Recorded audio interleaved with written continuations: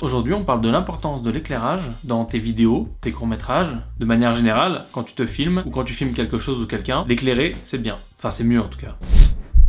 Alors je vais pas t'expliquer comment faire un éclairage à 3 points parce que tout simplement tu peux déjà trouver ça sur internet, mais je vais te proposer une petite alternative qui te permet de faire de l'éclairage à pas cher. On a déjà vu l'importance d'un bon son dans une vidéo, que ce soit du son direct capturé lors du tournage avec un micro. Oui, parce que si tu peux pas vraiment le capturer avec autre chose. Ou que ce soit du son que tu prends sur internet, des bruitages, de la musique ou autre. Donc on a déjà parlé du son, mais on n'a pas encore parlé de l'image. Et il faut savoir que pour avoir une bonne image, il suffit pas uniquement d'avoir une bonne caméra, puisque la plupart des caméras qui sont pas très chères, qui peuvent être celles qu'on utilise au début, ou que des fois on utilise par défaut, ils ont tendance à pas avoir une très bonne performance en basse lumière, enfin du moins dans la pénombre, ou il n'y a pas beaucoup de lumière quoi. Pour faire simple, tu peux avoir n'importe quelle caméra, à partir du moment où tu éclaires correctement, ton image sera un peu plus belle. Éclairer, ça peut aider, et ça rime en plus. Donc si t'es dehors et qu'il y a de la lumière, c'est bien, et si t'es dedans et qu'il n'y a pas de lumière, l'éclairage de chez toi, il suffit pas forcément. Donc il faut avoir de l'éclairage supplémentaire. Donc ça peut se faire avec des lampes Ikea, à la bonne franquette. Moi j'ai une solution pas trop chère et qui est portative. Pour illustrer cet exemple, bon là tu vois ma gueule, je suis plutôt...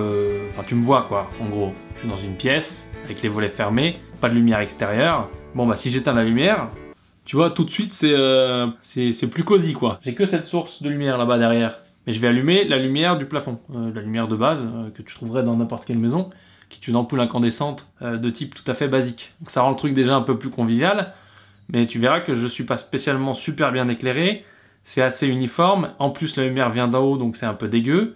Voilà, donc si on rallume, on retrouve notre éclairage un petit peu lumière du jour qui est vachement plus agréable. L'avantage de la lumière artificielle par rapport à la lumière du jour, donc du soleil, tant que tu as de la batterie et tant que tu changes pas tes réglages de caméra, tu peux tourner autant de temps que tu veux. Et surtout, tu peux y revenir quand tu veux. Tant que tu laisses tout en place, tu peux avoir le même cadre et revenir tourner la suite de ta vidéo. Alors qu'avec la lumière du soleil, si elle bouge pendant que tu parles, dans tous tes cuts, tu verras des changements de lumière. Et c'est très moche. C'est très moche. Donc, comment avoir une petite lumière pour faire ces vidéos à pas trop cher? Je vais te répondre, le panneau de LED.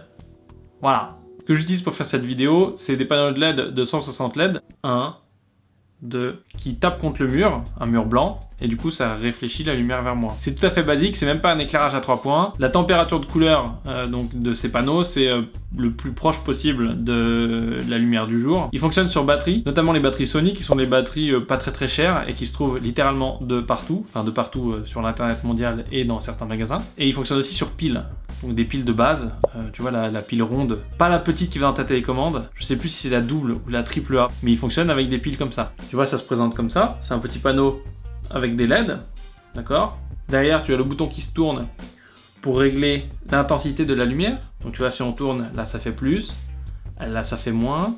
Ensuite ici, l'emplacement pour la batterie. Derrière, l'emplacement pour les piles.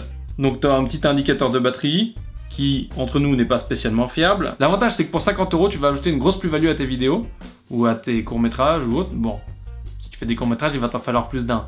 Si tu fais des vidéos, si c'est un peu style podcast où tu parles à la caméra, tu peux t'en sortir avec 2. Donc contrairement à une softbox, c'est plus difficile de t'éclairer directement, c'est-à-dire de te le mettre en pleine gueule, parce que ça fait comme ça, comme sur mes lunettes, ça fait des vieux reflets de merde. Mais les softbox, c'est un pied, une lampe, faut le brancher, plusieurs ampoules, l'ampoule elle peut casser, la softbox en plus, ça fait beaucoup de matos à traîner. Alors que là, le petit panneau de LED, avec 2 batteries, mets ça dans un sac et c'est vachement rapide. Alors, petite recommandation, moi j'utilise la marque Aputure.